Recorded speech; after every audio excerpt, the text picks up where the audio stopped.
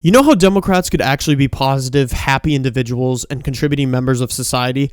Get off social media, quit worrying about politics, or at least quit jumping to conclusions without doing any research.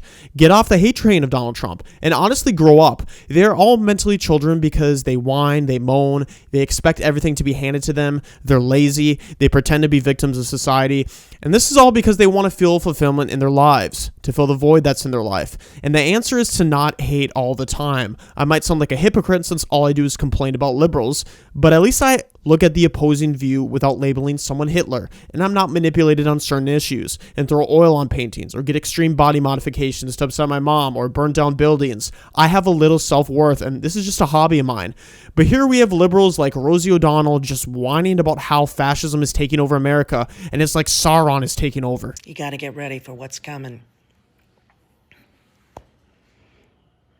But trying to stay on the happy side of life and not, obsess on that either. But it's hard to avoid it when it's so blatantly obvious when you look at the parallels that we have been here before as a world. When democracy falls, fascism takes its place, right? Capitalism. And it's come.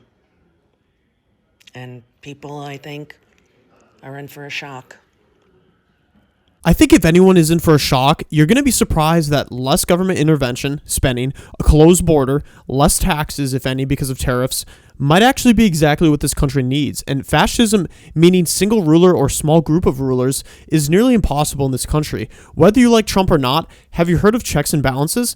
How many state and federal judges there are that, in quotes, interpret the Constitution and other laws and rulings? 535 members of House of Representatives, 50 senators, 50 governors, state legislators and state senators, mayors. It's kind of childish, honestly, for liberals to call Trump fascist. You could label any president fascist. They all want things to go their way, but somehow there's always a roadblock, and it's going to happen this time with Trump, even with us taking the House and Senate.